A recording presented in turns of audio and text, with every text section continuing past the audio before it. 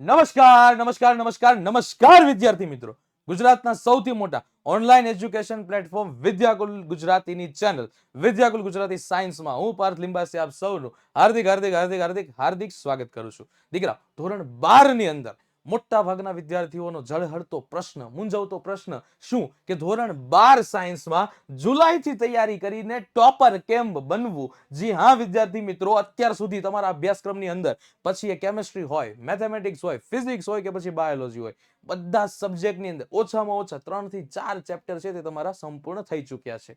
તો એટલા ચેપ્ટરની સાથે હવે કેવી રીતે તૈયારી કરવી? સાહેબ, અત્યાર સુધી તૈયારી નથી કરી, હવે તૈયારી કેવી રીતે કરવી અને કેવી રીતે બનવું ટોપર, એના વિશે આપણે આજના આ વિડીયોની અંદર છે તે વાત કરવાની છે. કેટલાક મહત્વપૂર્ણ પાસાઓ છે એના ઉપર આપણે ધ્યાન આપવાનું છે કે કઈ કઈ બાબતોનું આપણે ધ્યાન આપવું જોઈએ, ક્યાં એક્સ્ટ્રા એફર્ટ આપવાની જરૂર છે, શું મેનેજમેન્ટ કરવું જોઈએ કે જેથી આપણે બની શકીએ ટોપર. તો શરૂ કરીએ આજનો વિડીયો, જેમાં સૌથી પહેલું છે સમયનું એનાલિસિસ. આ સમયનું એનાલિસિસ કરવાનું છે દીકરાઓ. ખાસ યાદ રાખવાનું છે, કોઈ પણ વ્યક્તિ હોય, હું હોઉં કે તમે હો, આપણી પાસે જે કુલ સમય છે ને એ છે 24 કલાક.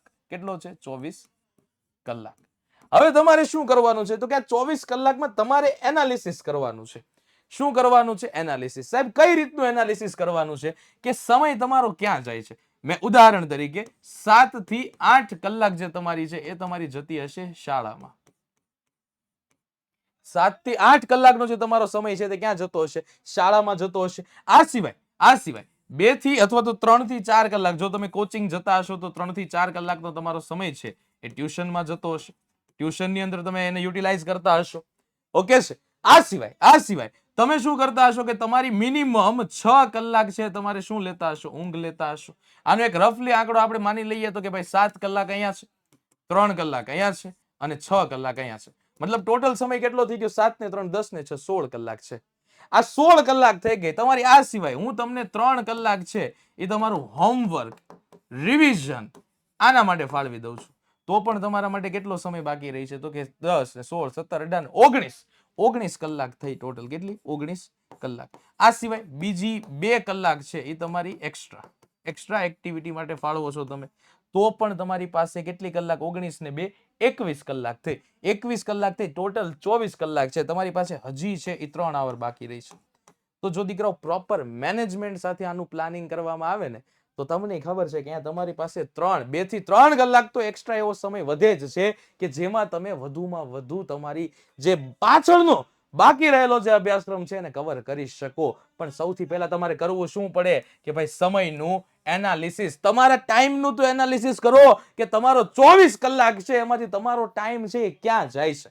એનું એનાલિસિસ કરો એટલે તમને ઓટોમેટિક ખબર પડી જશે કે સાહેબ ટાઈમ તો છે પણ કાઢવો પડશે. ચલો, સમયનું એનાલિસિસ કરી નાખ્યું. આના પછી બીજું શું યાદ રાખવાનું છે? Time management. તમારી પાસે 3 કલાકનો ટાઈમ વધે છે. આ 3 કલાકનો ટાઈમ આખા દિવસમાં તમારી પાસે એક્સ્ટ્રા છે. બધું બાદ કરતા રિવિઝન કરવાનું, રિવિઝન કરી નાખવાનું, હોમવર્ક કરી નાખવાનું, આ બધું જ કરતા તમારી પાસે 3 કલાક એક્સ્ટ્રા ટાઈમ વધે છે. તો આ એક્સ્ટ્રા ટાઈમમાં તમારે એનું યોગ્ય મેનેજમેન્ટ કરવાનું છે. યોગ્ય મેનેજમેન્ટ એટલે શું તો કે નબળા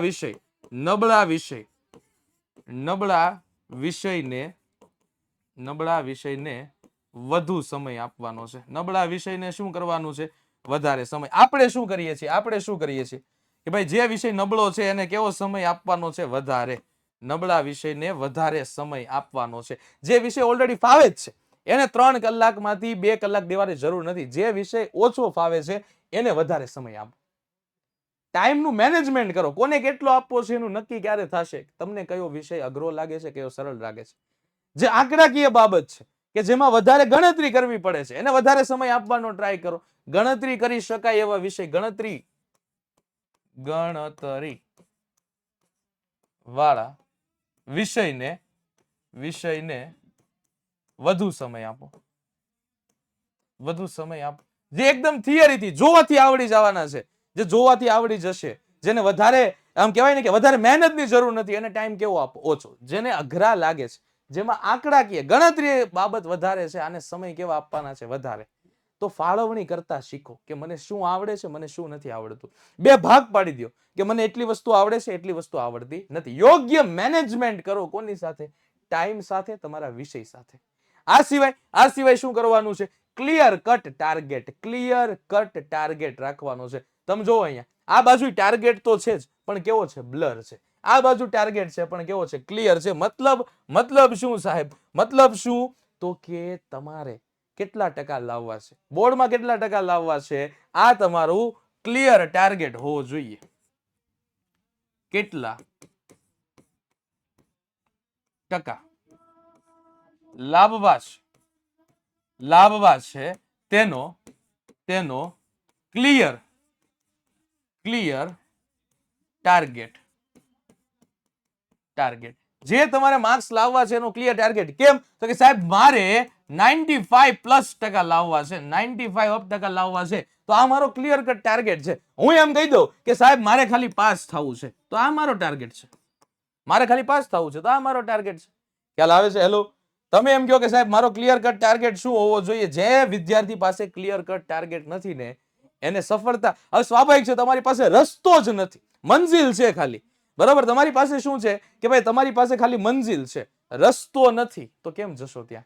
અથવા તમારી પાસે ખાલી રસ્તો છે, મંજિલ નથી, તો પણ ક્યાં જશો? તો તમારે જે પણ તમારો રસ્તો છે, જે પણ તમારી મંજિલ છે, જે પણ તમારો ટાર્ગેટ છે, એ કેવો હોવો જોઈએ? એકદમ ક્લિયર હોવો જોઈએ. જ્યાં સુધી આ ક્લિયર ટાર્ગેટ તમને નહીં મળે ત્યાં સુધી તમે કઈ દિશામાં મહેનત કરો છો, અંધાધૂન મહેનત કરશો ને તો પણ તમને ધાર્યું એવું પરિણામ મળવાનું નથી. એટલે દીકરાઓ એક વસ્તુ યાદ રાખો કે તમારા મગજની અંદર ક્લિયર કટ ટાર્ગેટ છપાઈ ગયેલો હોવો જોઈએ કે મારે એટલા ટકા લાવવાના છે, આટલી મહેનત કરવાની છે, અને ટકા મુજબ મહેનત કરવી પડશે. તમારે જો 95% લાવવા હોય તો એ પ્રમાણેની મહેનત હશે, અને જો તમારે 60% લાવવા છે તો એ પ્રમાણે મહેનત હશે. એટલે જેટલી ઊંચી તમારે કહેવાય ને કે ટાર્ગેટ, એટલી ઊંચી તમારે શું કરવી પડશે? મહેનત પણ કરવી પડશે. આના સિવાય બીજી કઈ બાબત ઉપર યાદ રાખવાની છે? Smart work. દીકરા ગમે એમ આદે ધડ મહેનત કરવાની નથી. સ્માર્ટ વર્ક શું કરવાનું છે? તો કે વિષયો અને તેના ટોપિકને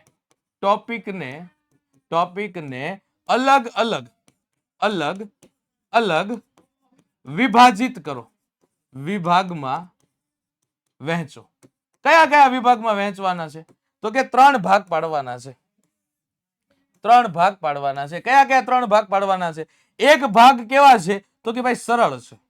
તમને સરળ રીતે કોઈ ટોપિક તમને સમજાઈ ગયો તો એ સરળ રીતે લખ નાખો એને કે ભાઈ આ ટોપિક મને સરળ રીતે સમજાઈ ગયો છે. કોઈ ટોપિક છે એ મધ્યમ સમજાણો છે કે ભાઈ એમાં મારે એકવાર રિવિઝન કરવું પડશે પછી મને આવડશે, તો એને આ ટોપિકમાં લખો, આ ખાનામાં મૂકો. કોઈ એવા છે કે અઘરો લાગે છે અને અઘરો લાગે છે અહીંયા રાખો. કોઈ પણ દરેક વિષય વાઇઝ આવું એક તમારી પાસે લિસ્ટ હોવું જોઈએ. બાયોલોજી છે તો બાયોલોજીનું આવું એક લિસ્ટ હોવું જોઈએ કે ભાઈ તમને કયો ટોપિક સરળ લાગે છે, કયા ટોપિક મધ્યમ લાગે છે અને કયા ટોપિક અઘરા લાગે છે. આનું લિસ્ટ રાખો. હવે જ્યારે તમે પરીક્ષા દેવા જશો કે પરીક્ષાની તૈયારી કરશો તો તમારે આને તો ખાલી જોવાનું જ છે, આને એકવાર રિવિઝન કરવાનું છે અને આને ખાસ જોઈને જવાનું છે. તમને ઓટોમેટિક તમારું મગજ કામ કરશે. તો સ્માર્ટ વર્ક કરો. આજે ધડ ચોપડી ખોલી, જે પેજ આવ્યું, જે ટોપિક આવ્યો સીધો વાંચવાનું શરૂ કરી દીધો. ના, એમ ભેગું નહીં થાય. એમ કદાચ 24 કલાક વાંચો ને તોય નહીં આવડે. તમે એક સ્માર્ટ પદ્ધતિથી સ્માર્ટ વર્ક કરો તો જ ભેગું થશે, નકર છેડા ભેગા કરવા અઘરા છે. આ બધા વિષયનું ટાઈમ ટેબલ તમારે આવી રીતે યોગ્ય રીતે બનાવવાનું છે.